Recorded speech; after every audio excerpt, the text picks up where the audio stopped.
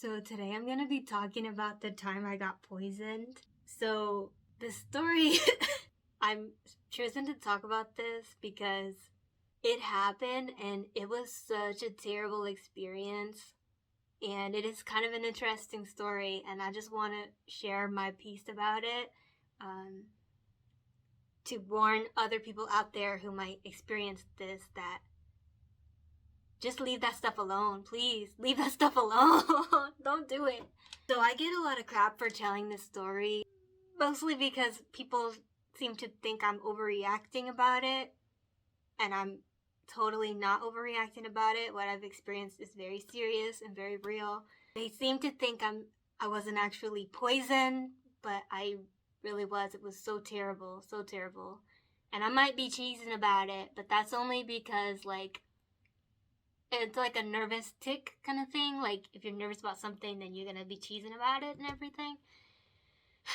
So, I'm gonna get into it. Last year, I was living in like an apartment complex, and of course, anybody who lives in an apartment complex knows like whatever's going on in one unit, if it has to do with like bugs or like rats or something like that, it's going on in all of the units. Or even ants sometimes, it's like that. And my experience was that there wasn't typically roaches in there, but I did see one or two.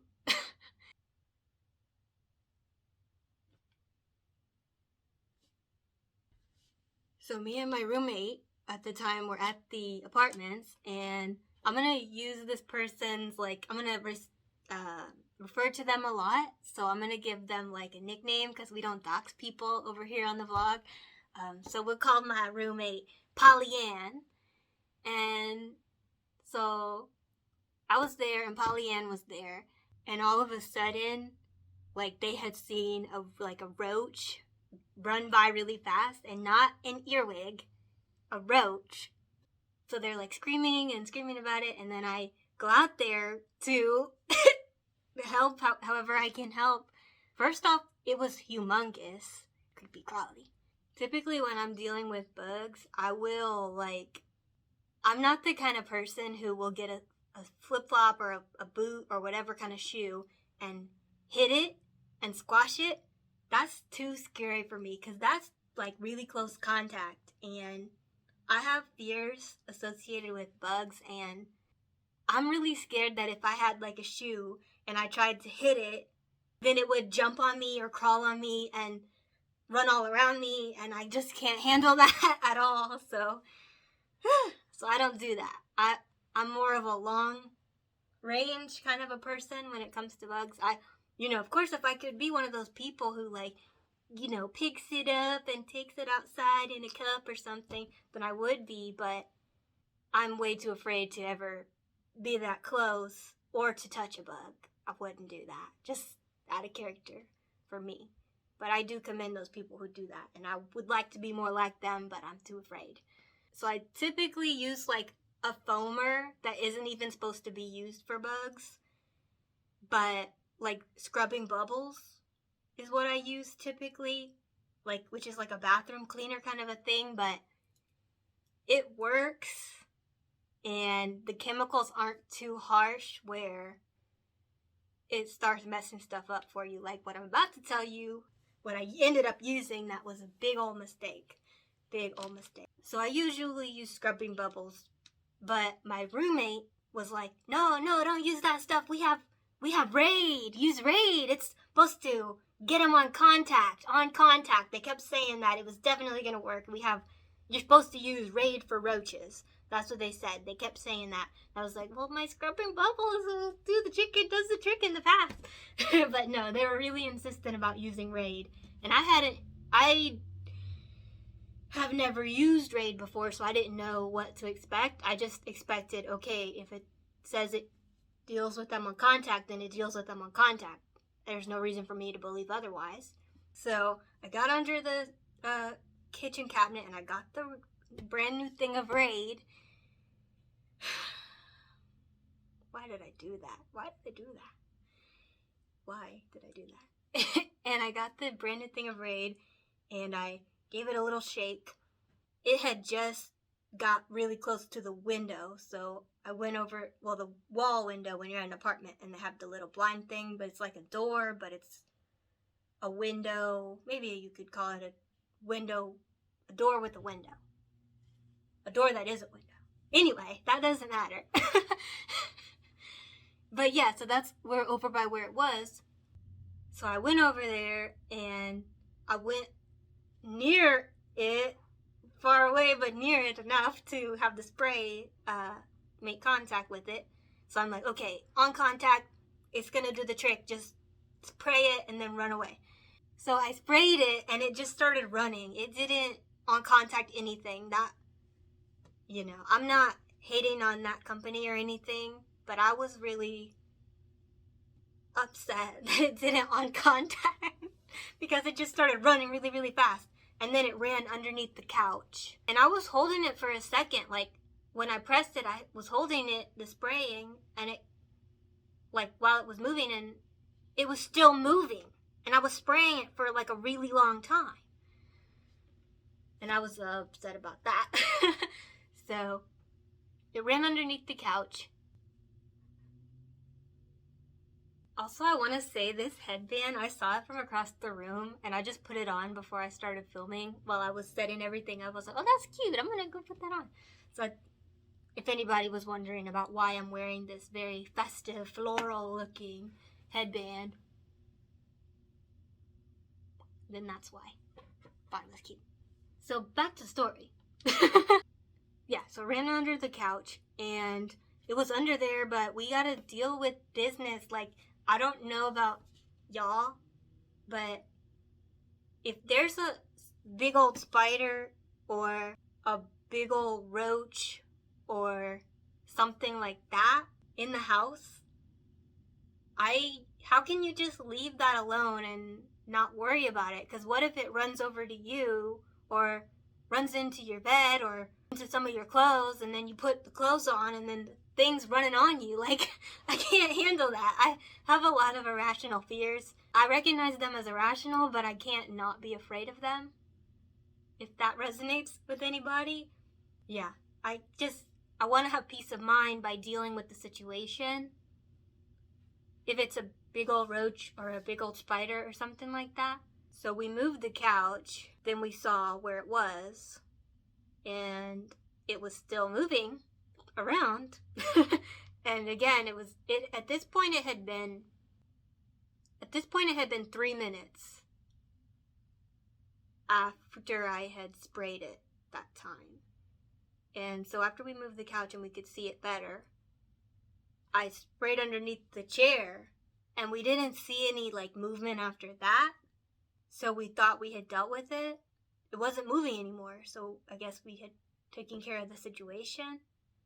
So I have a big problem with the whole not working on contact thing. That was really scary. I don't think I've ever had to deal with a roach before. If there was ever one around, it would be somebody else who dealt with it. So then after I sprayed it that time when it was underneath the couch, it started slowing down after that, and then eventually just wasn't moving anymore. But we didn't know if it not moving anymore meant that it was dealt with or not. So I had this idea, okay, vacuum it. Get the vacuum cleaner and with the attachment thing that is an extender attachment. And I was saying to my roommate, I was like, okay, vacuum it. And then, vacuum it up so then nobody has to get super close to it. And if it's locked in the bag, it can't get out and attack anybody. So, yeah, we were, trying to figure out which one of us was going to do it. And I had the idea, so I was like, roommate, please help me out here and do that. It's funny because my roommate watches these videos. And again, I don't want to dox anybody, so I'm not saying their name. But they're probably going to be like, wow, you are such a clown for sharing this. I can't believe you shared this story. But it's just wild. Yeah, so after a good amount of worrying about it and panicking about it and from far away looking under the couch and being sure that nothing's moving, I'll say that happened for 10 minutes, and then when it wasn't moving at all for 10 minutes, but we were just watching it the whole time, just to be sure. When it wasn't moving for 10 minutes, that's when I did get the vacuum and, like I said, with the extender thing on it and just vacuumed it up, and that was dealt with. The poisoning, the poisoning comes in afterwards. So think of a rectangle. So there's two ways to get into the kitchen. You can go through it from this way, or you can go through to it from this way. And all of this room at the top is the living room, and this room on the bottom here is the kitchen. So the situation happened over here, around this wall. So this is where I was spraying. When I was getting the vacuuming and everything, I had walked around this way where I was spraying again. Okay? We have that in our minds. So I had to walk through the spray to get to the kitchen, but I didn't think anything of it. I was like, oh crap. Like when I stepped in, I was like, oh crap, that hasn't dried. And I just stepped in that. That was my downfall. That was the first mistake I could ever made. Oh my gosh. So I stepped in it, and literally, like just a few seconds later, my feet started tingling and just really burning. My feet were burning, the bottoms of them. It was really terrible. And I was like, oh crap, I just stepped in that. I didn't even think this could possibly affect me as a human, because it says it deals with bugs on contact or deals with roaches on contact. So I wasn't thinking anything of it when I stepped in it. But that was my biggest mistake. I'm telling you, that was such a mistake. It was burning so badly, and just the bottoms of my feet were really burning in the beginning, and I didn't think much of it. I was like, okay, I'll just like wipe my feet off on this little like rug thing, and that's that. Because it was carpet. I don't know if I mentioned it was carpet where I had sprayed. Anyways, I stepped in it, and my feet were burning like I was saying, and I just wiped them off on this carpet because I was like, okay, like I just stepped in it by accident, it'll go away or whatever, it's not a big deal. It was a big deal. And then a couple minutes later had passed, and it was like, this is still burning on my feet, like really, really bad. Like nothing like this. I've never felt anything like this before. What is this? What is happening? I don't know why it wasn't going away. And then I ended up washing my feet with like soap and running water, and it felt a little bit better after that, but it still wasn't going away. And then I made the mistake of walking by the same way again. I walked through the same path again. And I was like, oh crap, I just washed my feet and everything, but I just walked through it again. So then I washed them again. It was still burning after I did that. And then it wasn't just that the soles of my feet were burning, but then it also turned into like just body aches, body burning, like my blood felt like it was burning, and that was very, very painful experience. And I had just washed them twice, and it was still burning so bad. So then I just decided to go lay in bed and just kind of like wait it out, because I was feeling so terrible afterwards. And then I was just like groaning in pain from it, like and maybe that might have been too much, but honestly it didn't feel like it, because it was really burning, and that was some serious stuff. So yeah, I was just groaning in pain from it, and just, it was so awful, so awful. I'm never gonna ever use that stuff again, like ever again. I'm never gonna use it again for my sake, so I don't get poisoned again. But I don't even think I'm gonna, since I'm not using it again, I was even thinking, like, I don't even think this is right to use on the bugs, okay? Because it really got me good. Got me like a bug. Really got me like a bug. So definitely never gonna use that again. I'm gonna stick to my scrubbing bubbles, or maybe somebody else can just deal with it. Because I can't do that ever again. I don't want to get poisoned. The experience of the poisoning was so bad. It hurt so bad. And nothing I would do would stop it from hurting. The only thing that helped it, well, that actually made it stop, was time. Like, after a certain amount of time, it started to feel better, but nothing that I was doing otherwise was helping the situation at all. So then every time after that I had to, like, go into the living room or the kitchen at all, I would always have socks on. Because I just couldn't take it anymore. And my roommate had walked through it too, and they weren't, like, feeling it at all. I was like, hey, you just walked through that and you didn't have any shoes on. Like, are your feet hurting, burning like mine were? And they were like, no, what are you talking about? And at this point, it was dry. But I had stepped in it before when it was dry too, and I was getting poisoned all over again. Now, I asked them a couple days later about it, and they were like still not saying that they had experienced any symptoms of poisoning. So I don't know why I'm susceptible. Am I a bug? Am I a roach? Am I a bug? So, so that's what I was thinking. Maybe that's what it is. Because there's a lot of other stuff that I don't like that bugs don't like too. Like, I don't like peppermint smell or minty smell at all. And I don't like cinnamons. Smell or cinnamon products or food, cinnamon food. So I think I'm a bug. But that's what we figured out from this story. Ayana Stanciovi's a bug? What? So that's my crazy I got poisoned story. They did got me like a bug. And it was my own fault, but I don't know how I was supposed to know that that stuff was real poison. I thought it was only supposed to work on the system of a bug. I didn't know it was supposed to work on the system of me. So that's my crazy I got poisoned story. Have any of you gotten poisoned? I'd love to hear about it in the comments. Please share it with me.